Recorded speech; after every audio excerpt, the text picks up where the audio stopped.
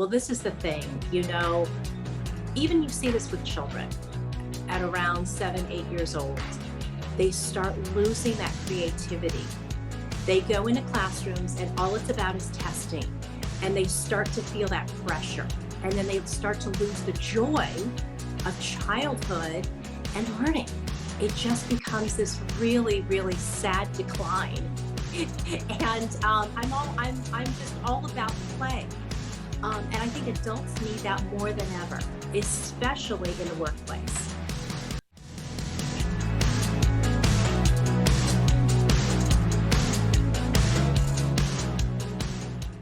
Well, I am excited to have my next guest. She is such a unique and fun individual, and she's had a long career in higher education. She's the founder of Creative Disruptions, and she's an expert in how to turn around team issues. And I have to say, she has one of the best taglines that I've seen in a long time: Creative Solutions for Good. I'd like to welcome Anna Ramirez to the show. So, Thank you, welcome. Kathy. Yes, thank you. I'm excited to talk to you today because you're such a fun person. That's a compliment. Thank you. Yes, absolutely. Absolutely. So, let me ask you, so how did you come from, you know, being at Yale in higher education to now where you are and being an entrepreneur? What was that journey like? All right. Well, the journey, as all of our journeys, are unexpected, whimsical, and nothing that we can predict. So, as you and I have talked about before, um, I spent a I went to Yale, and then I came back to Yale, and I was an administrator in 3 different roles over a period of about, I don't know, close to 18 years. Okay. So quite some time. Quite some time. And during that time, I got married and I had my first child, first and only son. By the time Josh was about, I would say, second grade, work was not becoming fun. Okay. And I knew that I needed to get out. I didn't know how. This is the typical common thing for women who are working full time in stressful jobs and have a family and children at home. You just don't feel that you're good anywhere. And I just didn't know how to go out, but the universe did know how to get me out. And I spent a very tumultuous year in 2012, not well, sort of mentally, and really seeing myself spiral down health wise. And in the fall of 2013, I basically left and went home, didn't know what to do, and knew that I'd figure it out, but knew that I had to come back home to myself somehow. So, fast forward later to, I would say, 2017, and I started dabbling in creativity, and I started dabbling going into schools and doing workshops for principals who were having issues with their teams. And I thought, I've been there. I know what to do, kind of. Let me offer my services. Let me help. So that's kind of the very beginning of how I started my company, Creative Disruptions, was just taking my own knowledge of what I had and saying, I think I can help you with that problem or issue or what have you not. Okay. Okay. Because I know in our space, a lot of entrepreneurs or small businesses, they may be new to having employees. That's a new thing for them. And building a team, building the right team, first off, and then also being able to have a spirit, a culture in your company. I mean, how, what can businesses do to make sure, or at least work towards the goal of always having a great team spirit, that everyone's helping each other, everybody's there for a common goal, and, quite frankly, make it fun? Because sometimes, work can't be fun in certain situations, like in the corporate world, sometimes it can get a little hairy. Well, work is work, and you and I both know that. But I do think that managers in particular and entrepreneurs can benefit from just a few things. And these are just a few things that I've used and that I continue to use both with myself and with teams that I work with. So one of the first things I would say is transparency and honesty. Absolutely. There's often this game that we play where we put up these masks and we go in and we've got the Ann Taylor suit on and the right makeup, and we're in our costume and we've got to play that role. One of the things that worked for me and still works for me is get out of the role. Just be yourself. Just be who you are. Show them who you are, and people are going to respect you so much more for that. Okay, that's one of the secrets I have.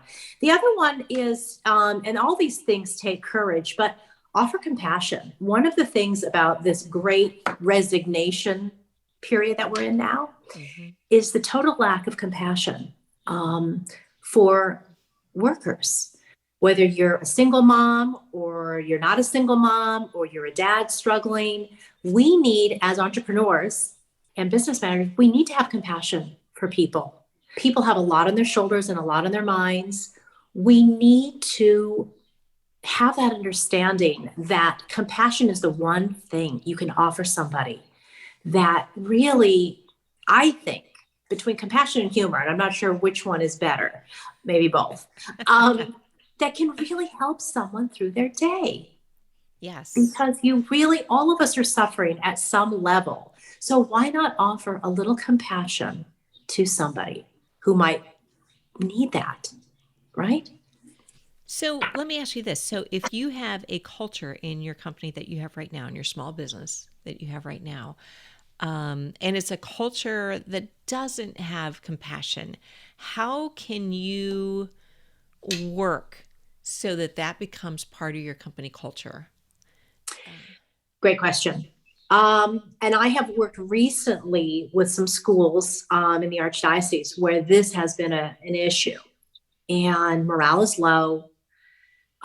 People are feeling, again, all those things that creep in: distrust, lack of energy. I don't want to come to work. The excuses, you find people, not showing up and really not being present for their work, right? So for any manager or principal, they're basically managers, this is a real issue.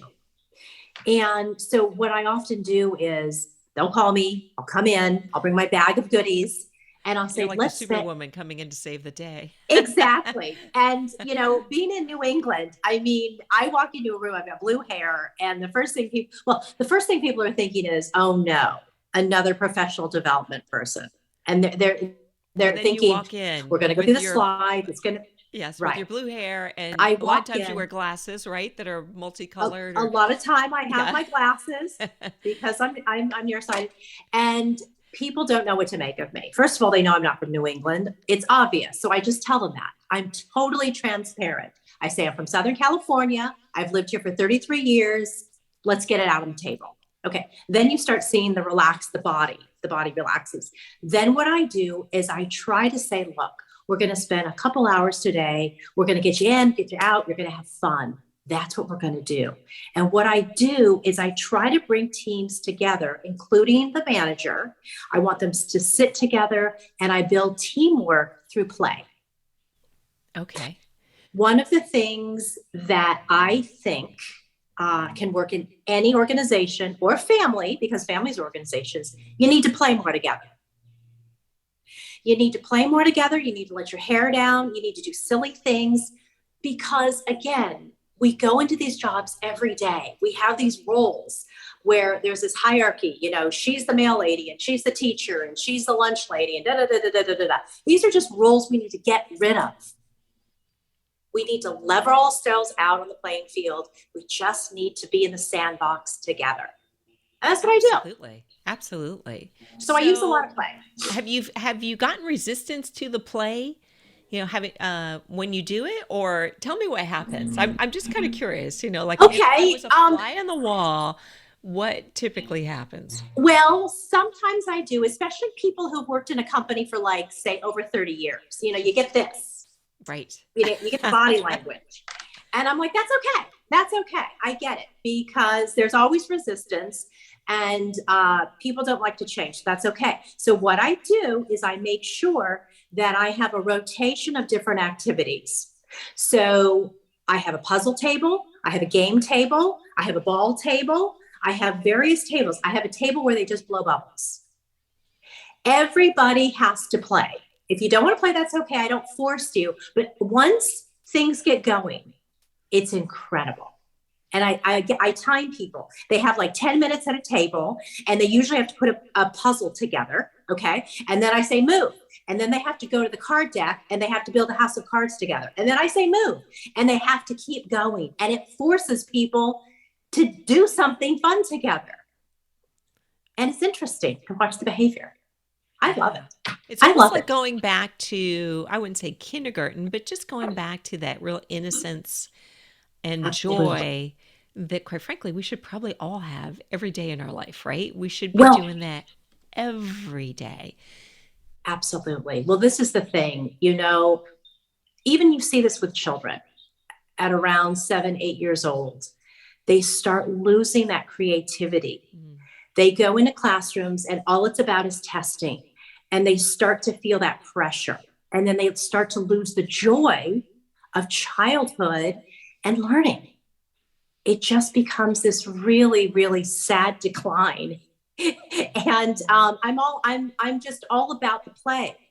And I think adults need that more than ever, especially in the workplace.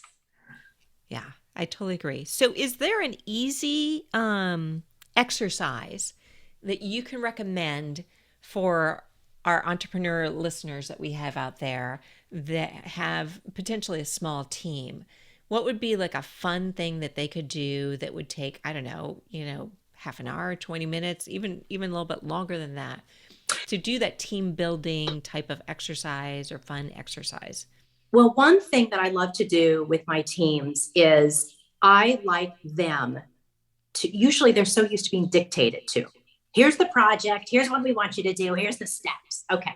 What I do is I get a big sheet of paper and I divide them into teams and I say, guys, come up with a plan on this, something that you're going to develop for the team that's going to be fun. I want you to go through all the steps. Who's doing this? Who's doing that? And what's the goal? And go dream it up right now.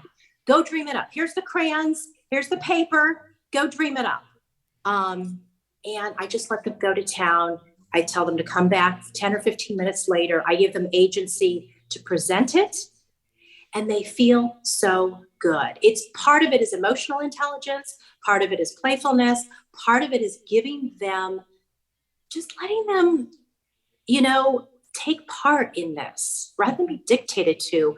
Let them plan something by themselves. They're capable of it. These people are smart.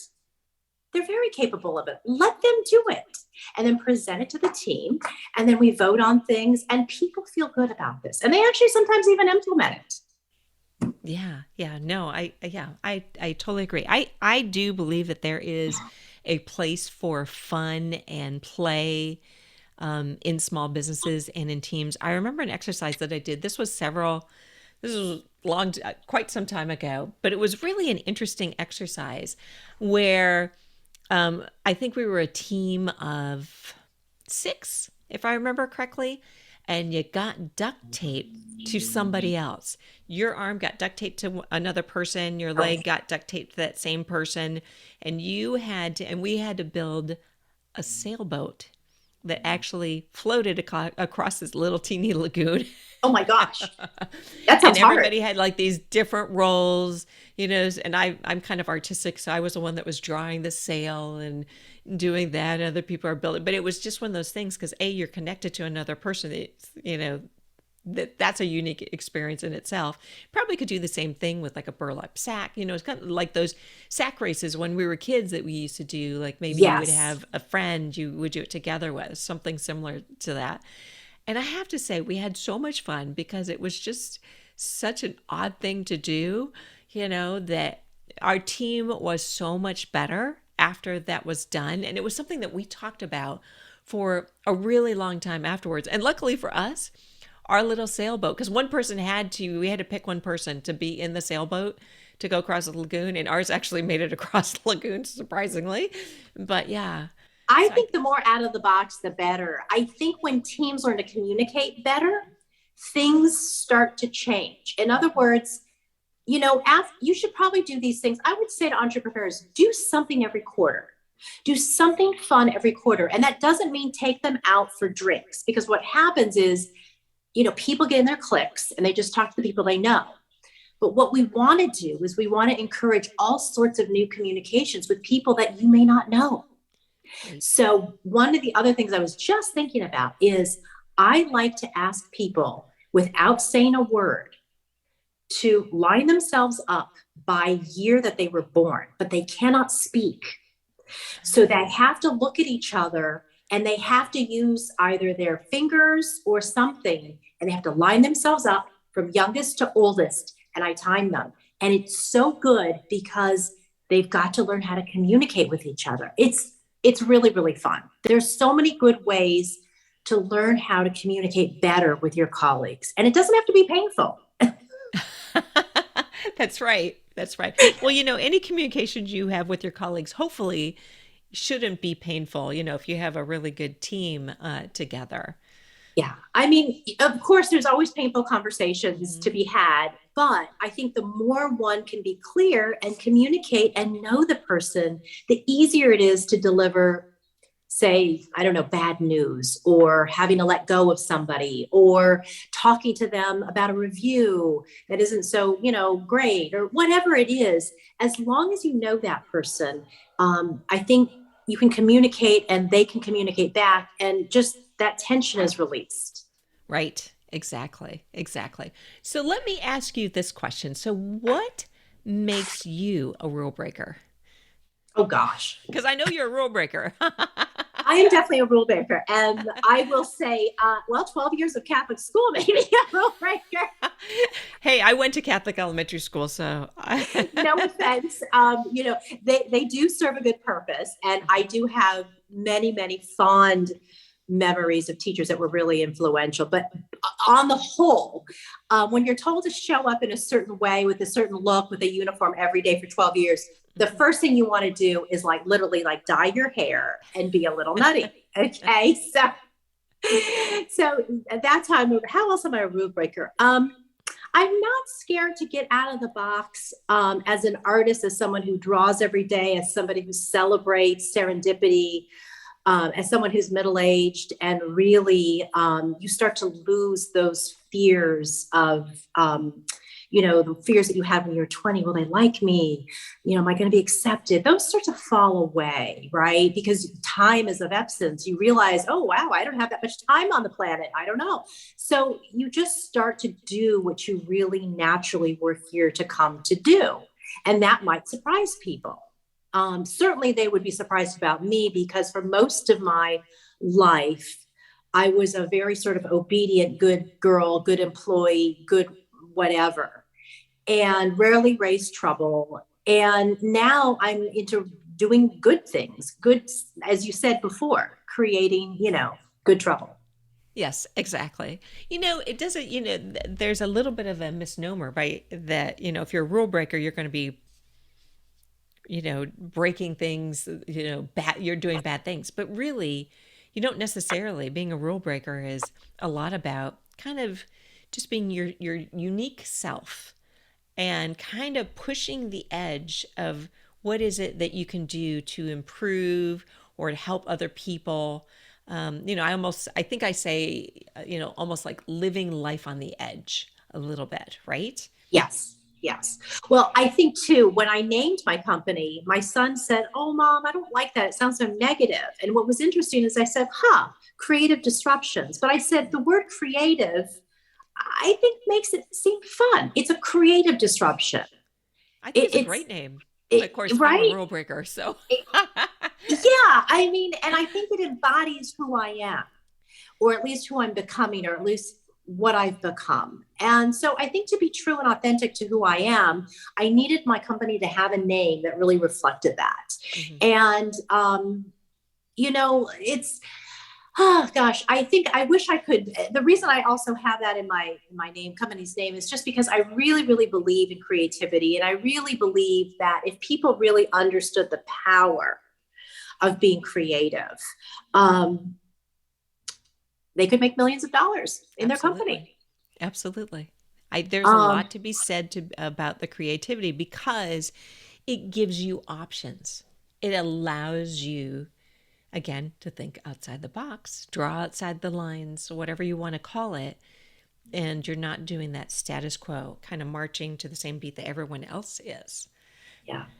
I think when Richard Branson, who's a very well-known entrepreneur, Mm-hmm. founded Virgin Atlantic, he's someone who's out of the box. Mm-hmm. He's somebody like me. And I had taken a survey and it was really cool to find out where you fall on this. And I was like, oh, that's so cool. I'm in the same category as Elton John, Richard Branson, and Jim Henson. These are all my favorite guys. The Muppets, right? Elton John, those That's costumes. great.